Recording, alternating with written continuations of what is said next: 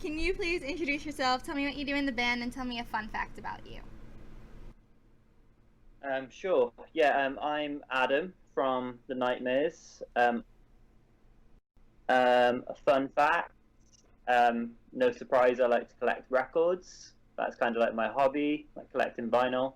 Um, I have two black cats. That's probably something a lot of people don't know. Binks and Salem, they're like our babies. So that's probably my fun fact is my cats. That's so cute. Actually, speaking of records, what is your favorite album in your collection? My favorite album of all time would probably be The Cure, "Kiss Me, Kiss Me, Kiss Me." That album is like my favorite record by them. And I've got like a little bit nerdy, but I've got like a second pressing, which is quite hard to get. So yeah, that's probably my prized possession.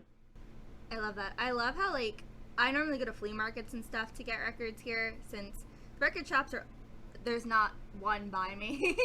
So it's Hmm. always so difficult to find any vinyl. So I always go to those flea markets and try to see what I can find, and sometimes you find some hidden gems that you never thought you would have Yeah, found. yeah. Like I always try to look in like a similar sort of thing. I always try to look in like charity shops here, which is just like secondhand stuff. Um, and yeah, you find some stuff for like 50p or a pound that would be like £40 if you found it somewhere else. So yeah, it's always fun looking in most places.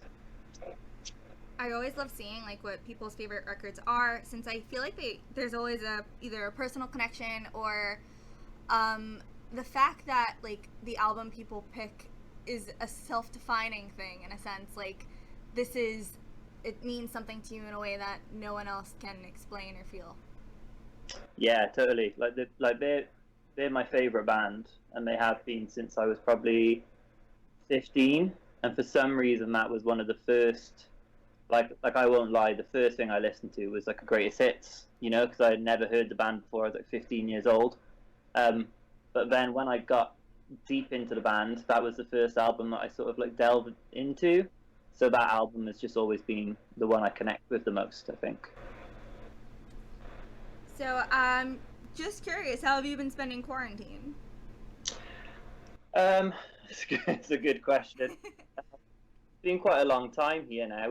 We've been so like I've been off work fully on lockdown for I think about 2.5, 3 months now. So it's been quite a long time. Um, it's been nice to be able to just focus on writing music, which has been keeping me busy. Sort of set up like a little home studio. I live with Eleanor, who also plays in the band, who's my wife.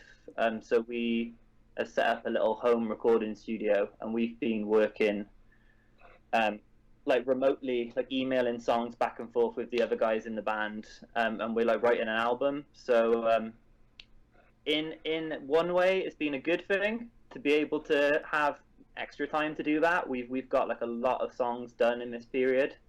Um, but obviously the downside is not being able to see family and all of those horrible parts of it. But yeah, recording as much music as possible and just doing pointless housework like redecorating stuff we don't need to redecorate.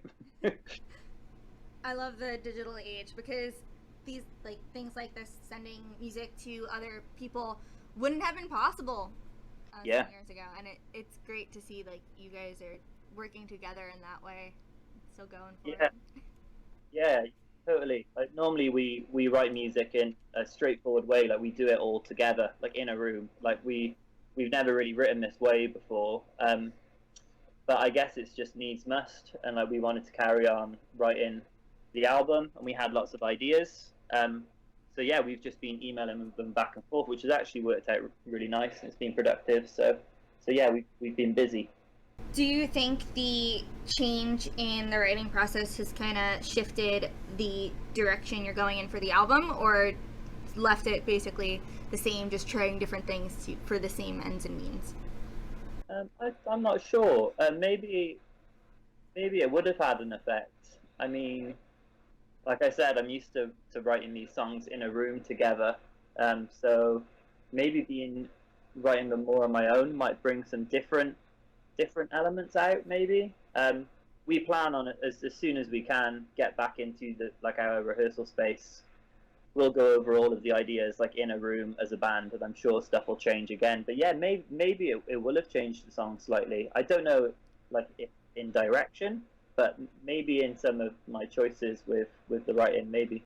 So, when you guys are writing music, you mentioned that you all bounce off each other in that regard. When you're in the studio, is there anything specific you do for your writing, or when you're actually recording the songs, going through the process of either making changes or seeing how things sound?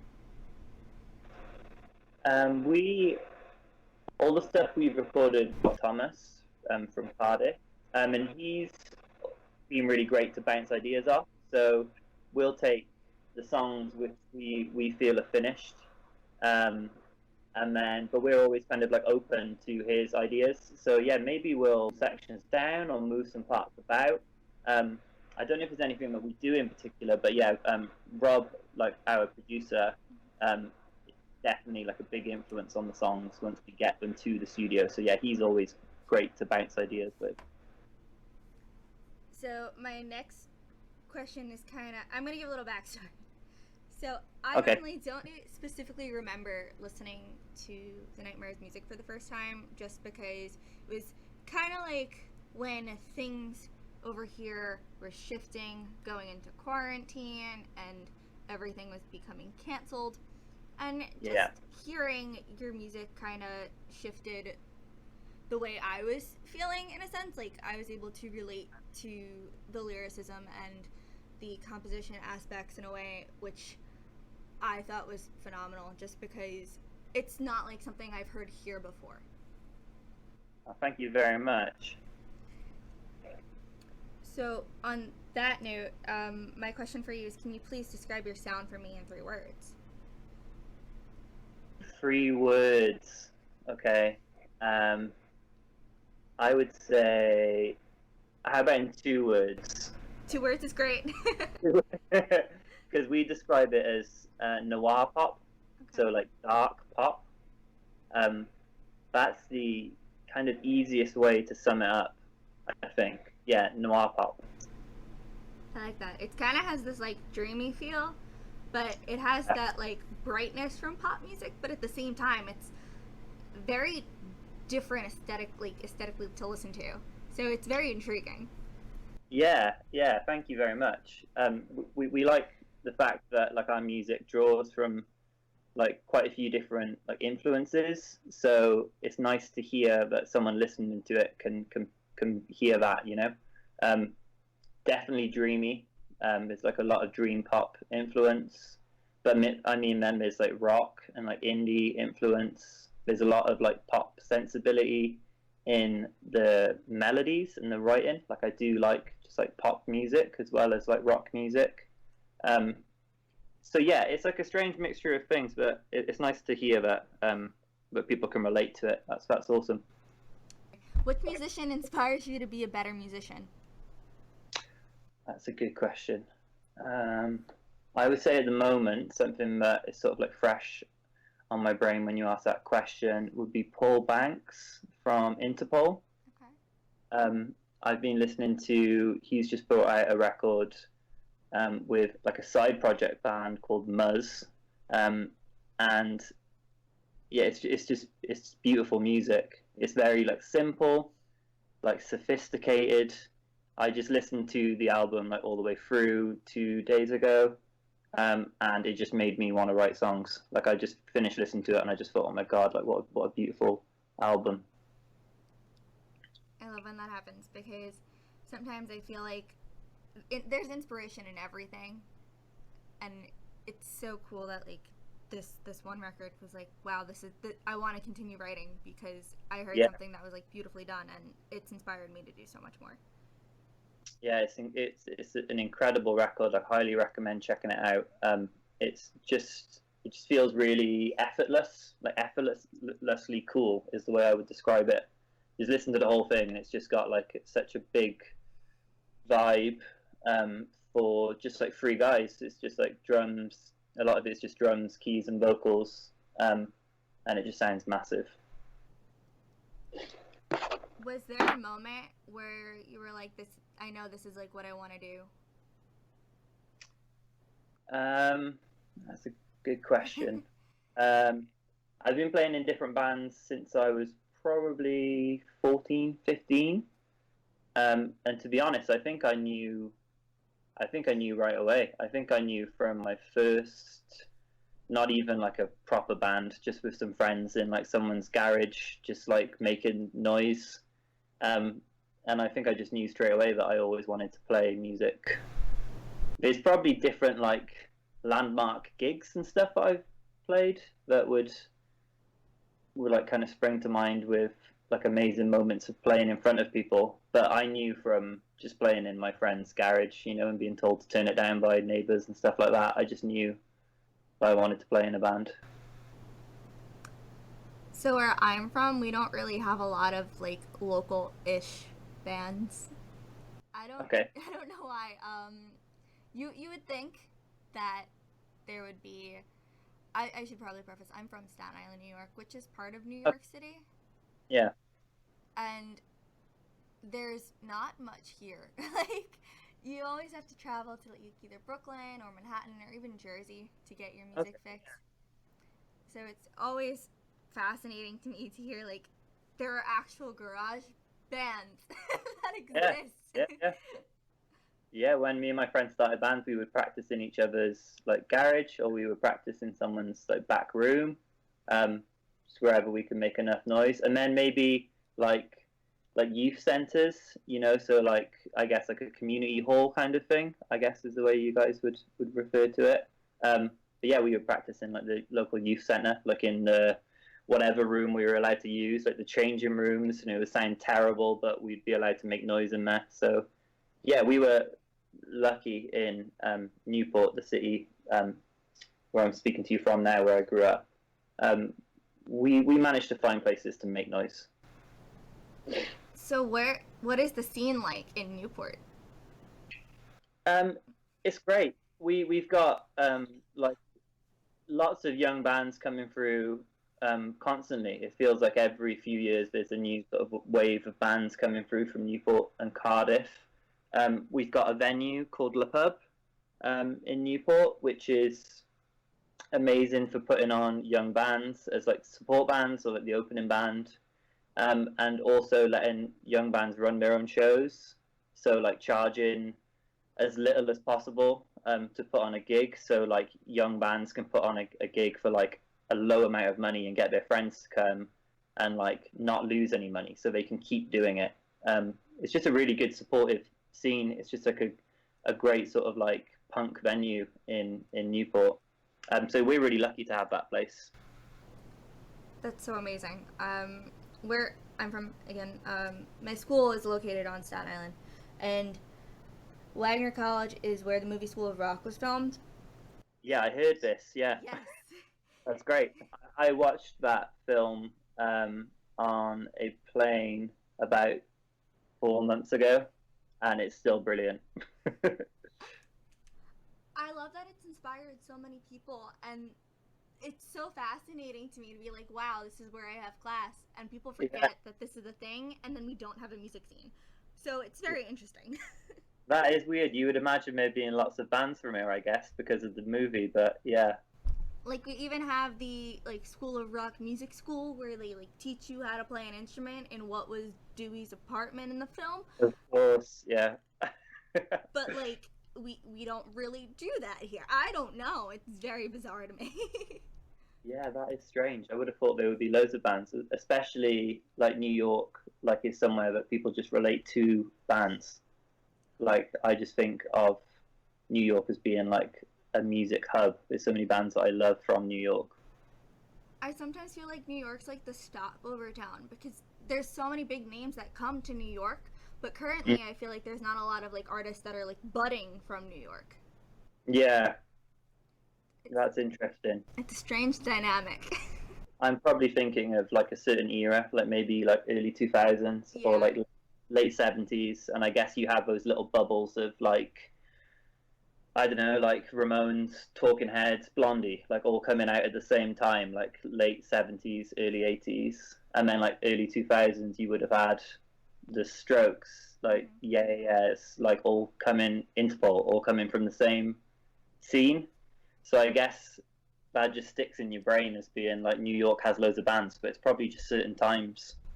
I'm still trying to figure out the dynamic. It's very Yeah, interesting, especially when I speak to people from New York. Everyone's like, yeah, there's no scene here. I don't know what the scene is. Everyone just kind of does what they do.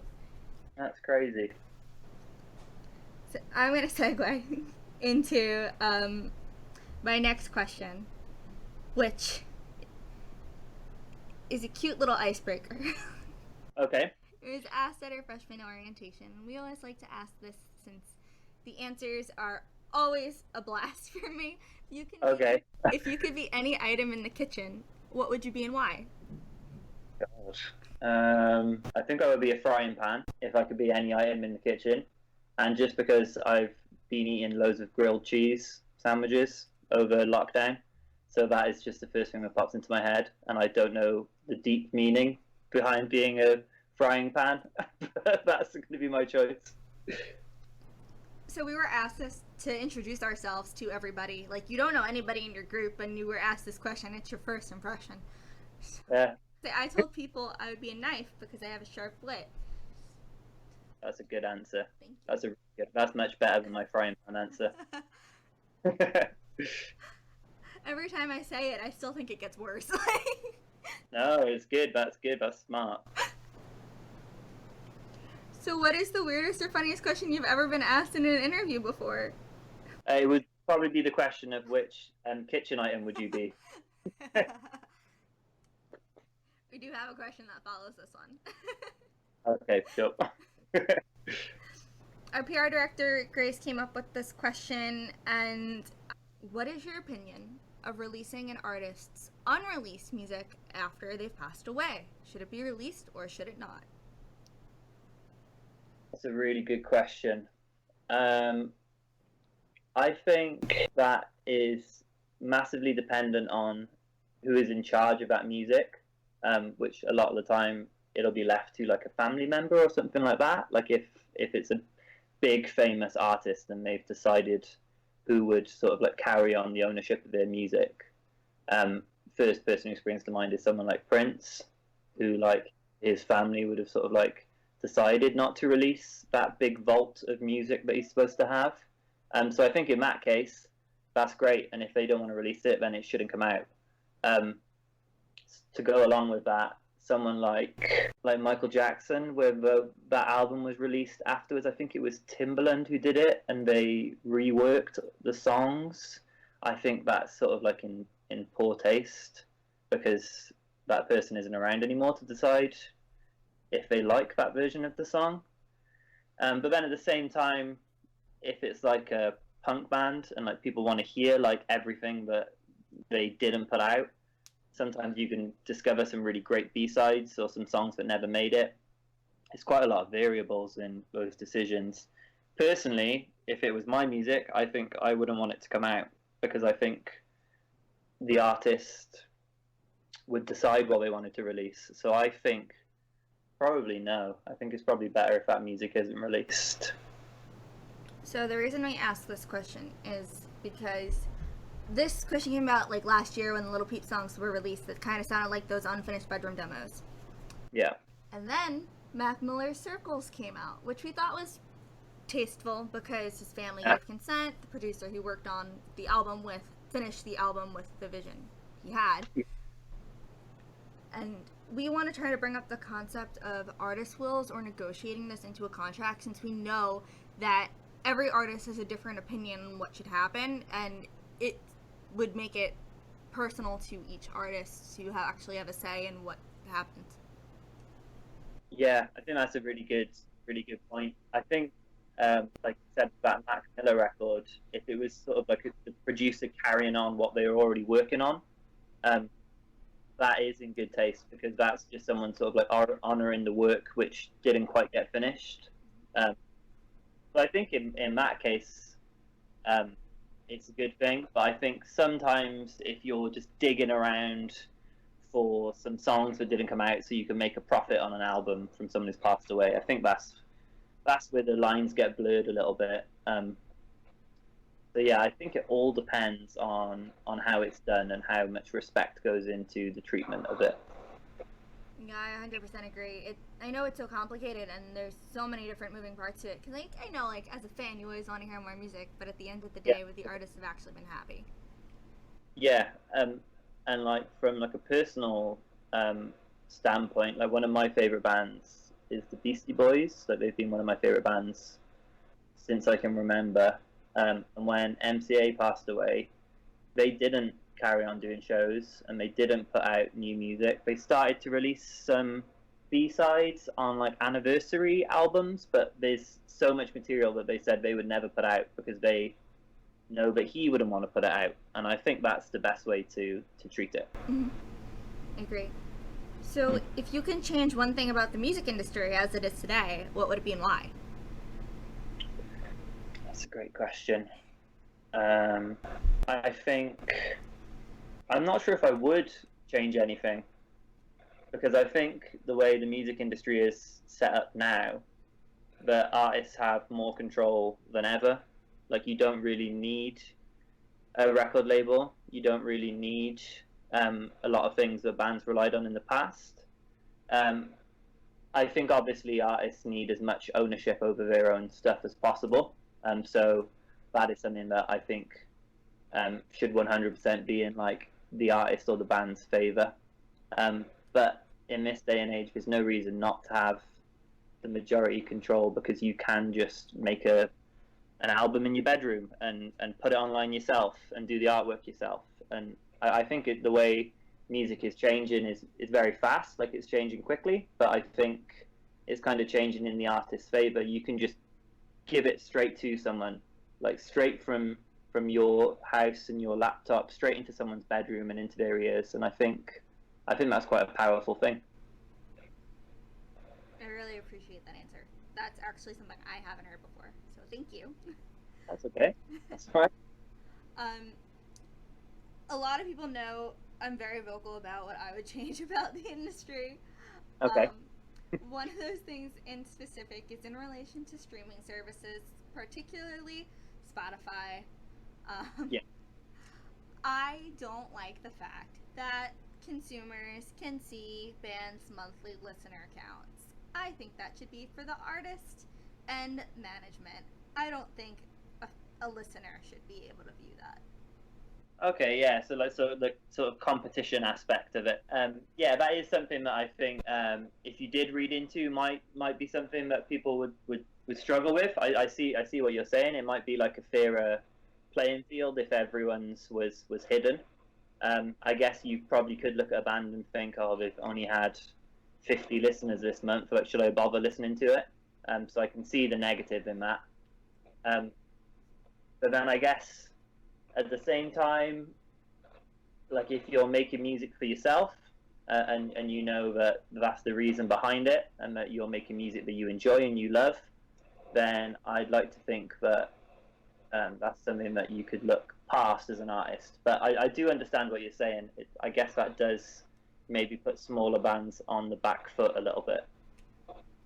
I know here, unfortunately, it does play a factor into the creation of lineups for shows and bills for tours, and sometimes there's an equally as great artist who might have a lower monthly listener count who should also be on this lineup compared to somebody who has, let's say, 50,000 listeners, but they do the same thing. It's very interesting to me to see how it like plays out in that sense.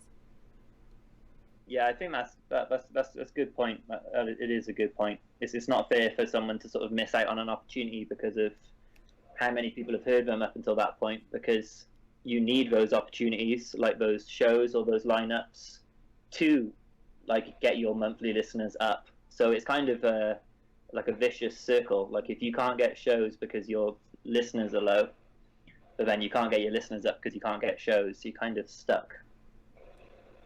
I just view it as very unfortunate, and I know some of my friends, I'm gonna throw them under the bus, but they sometimes only listen to artists because of the monthly listener count, and won't give other artists a chance. And it's very upsetting because you should be listening to the music for the music, not because the artist is super popular. Yeah, I absolutely agree. You should just be listening to the songs. And what I do sometimes is I go through an artist's profile and their discography, and I will play the most popular song, but I'll also go through and see maybe a song that doesn't have as many listens, because I feel like sometimes those songs are a better representation of an artist than the one that's the most popular. Yeah, definitely. I think I'm from the generation of buying an album and listening to the whole thing, which is something that is sort of like fading away now, but not even that long ago. Just like CDs, basically, when CDs were the thing. You would buy it and you wouldn't just listen to the singles, you would listen to the whole thing from start to finish. So yeah, I'm a fan of listening through a whole record. Yeah, I 100% agree with that. I know, like, recently I've been doing that a lot more because I now have the time to actually go through and listen to an album in full, while in the past I might not have had that chance. But yeah. It's a better experience, at least in my opinion, since you're going on this journey with the artist through however many tracks are on the EP or the LP, and it's something that's so special that a lot of people are missing out on because they're only listening to singles. Absolutely, and those albums, the artist will have carefully picked the order of those songs, and that's kind of the way it's intended to be listened to.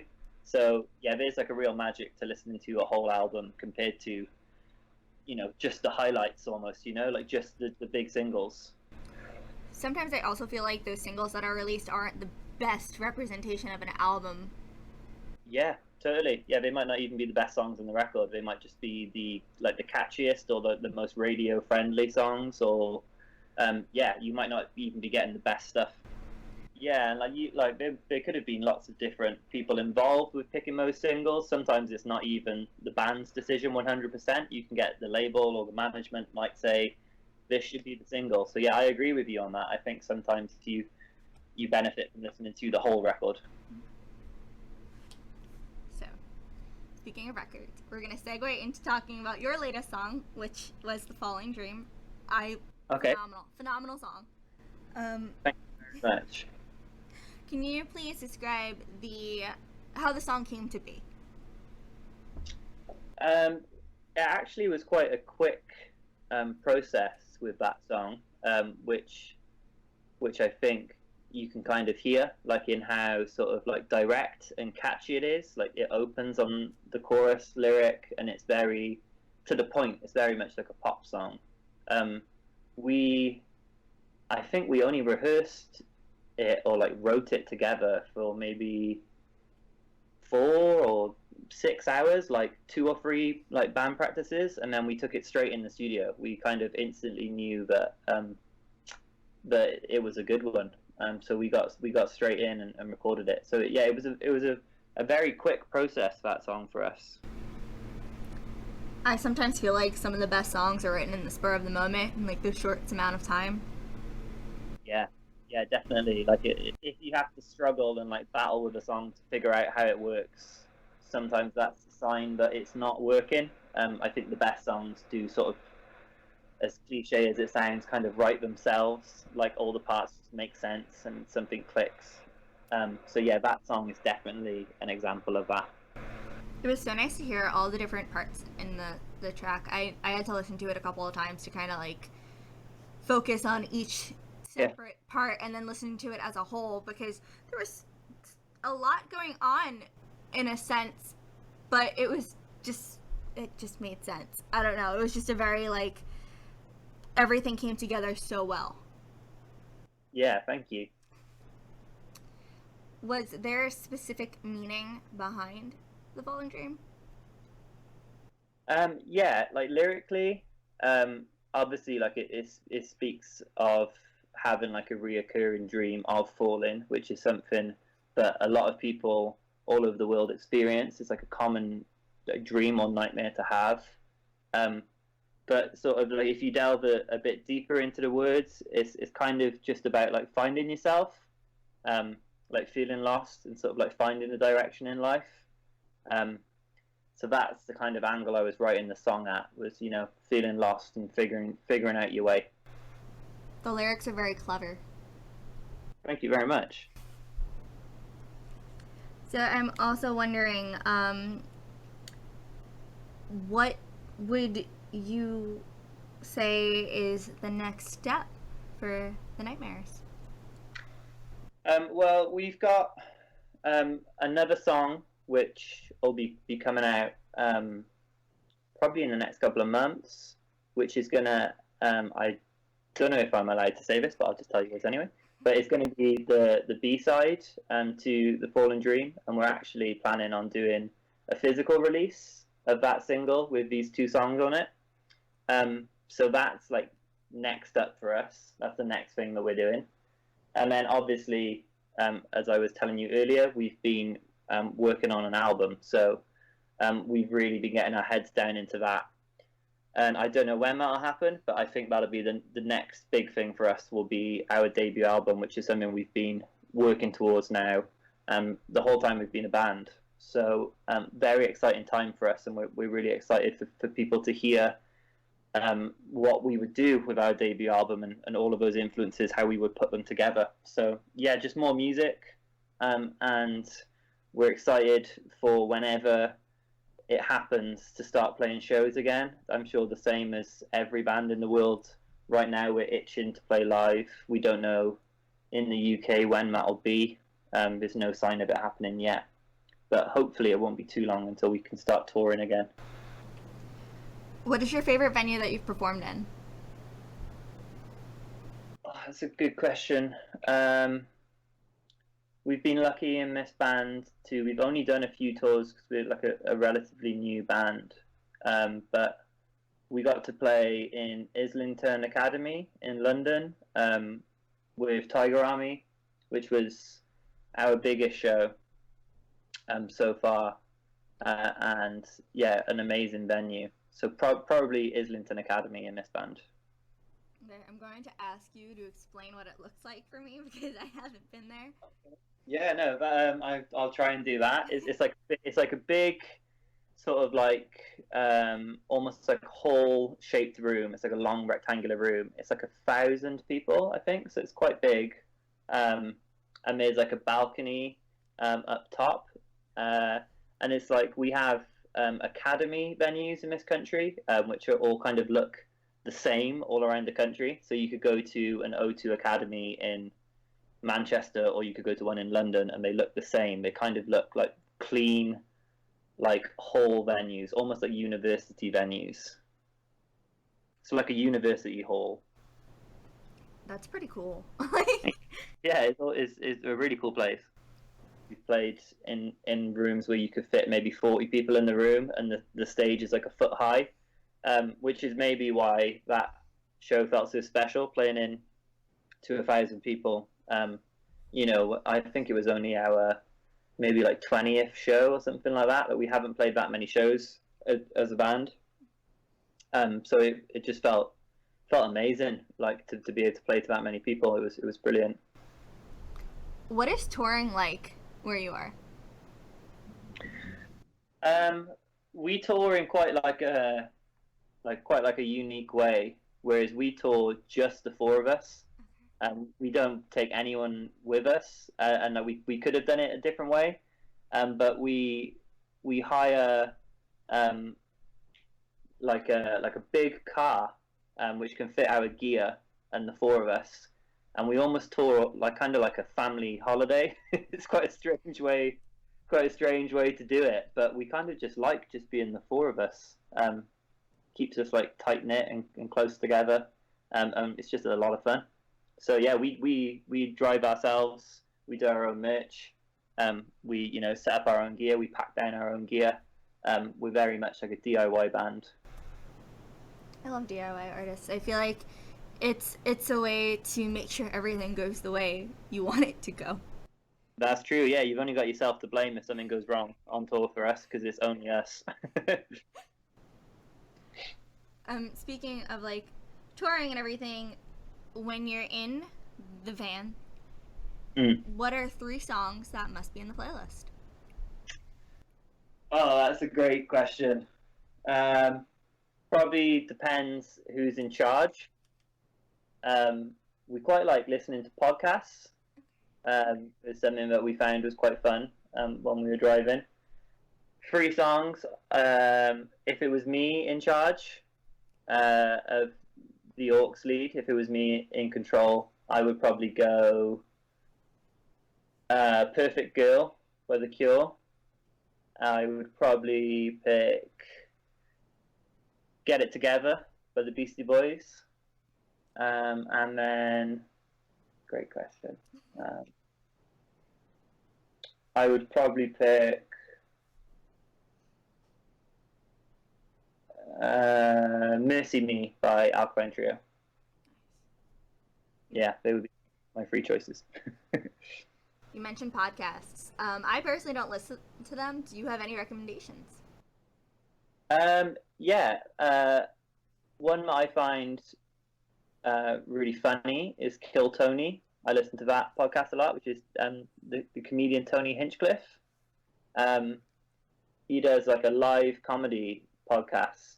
I think they do it in a comedy club in LA. I forget the name of it now. But it's basically like a live show where comedians get up and do 60 seconds of like open mic comedy, and then there's a panel of comedians that either praise them or make fun of them after their set on stage. So they have a conversation with them about their set, like, and how badly it went. And that's a really funny podcast, like anyone who likes comedy podcasts. My wife listens to My Favorite Murder a lot. Don't know if you've heard of that podcast, which is like going over like old murder cases and like unsolved murder cases. That one's quite interesting. Yeah, they would be my 2 picks, I think. I feel like these murder mystery type podcasts have kind of taken over in a sense. Like, Yeah. all my friends keep talking about them, but I haven't really listened to one yet. But I will look into those, so thank you. Yeah, I think that My Favorite Murder one is the big one. I think that's the one that a lot of people listen to. Okay, I have 2 more questions. When you're on tour, do you guys have any pre-show rituals or superstitions? I think we normally all have a beer together. It's pretty simple, really. We'll have a beer. We always sort of get dressed before shows. Like, we definitely have like a look. So that is like sort of part of our ritual. Is sort of like getting ready together to go on stage. We don't have any sort of like huddle or any kind of like team talk before we play a show. We kind of just go on and do it. But we do always have a moment together where we normally have like intro music. So we'll normally have some kind of like walkout music. So we always have like a moment on the side of the stage where we're together and we're ready to go. The intro music comes on, the lights go down, and that, it's not really a ritual, but that is kind of the moment where we all sort of switch on and everyone is ready to go.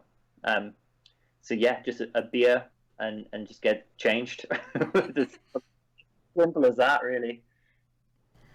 I like how you said, like, you guys have this, like, walkout music and you all prepare beforehand and then you just go on the stage and, like, this is it. Like, this is what's happening. And I think that's so cool that I would consider that a ritual. Yeah, and maybe that is our ritual, is that sort of like 1 minute before we go on, when the music comes on, and we all kind of go quiet and we sort of like nod at each other and we're like, okay, yeah, we're ready to go. That probably is the closest thing to like a ritual. What are your goals for 2020? You can do the year or the decade, because the year's kind of been canceled. Yes, yeah, that's a good point. This year's kind of gone out the window. But I would say our main goal is this album that we've been writing. I think we want to sort of get in and hopefully do that next year, like the beginning of next year if we can. And then once that's done, we just want to get out and tour. We just want to get out and play these songs to people. And I think once that album's done, hopefully that'll give us the leverage to just go and play as many shows as possible. Amazing. Well, I'm looking forward to whenever you guys release the album. I can't wait to hear it. Thank you so much. And I greatly appreciate you taking the time out of your day to speak to me. No problem. Thank you for having me. Bye. Cheers now. Bye-bye.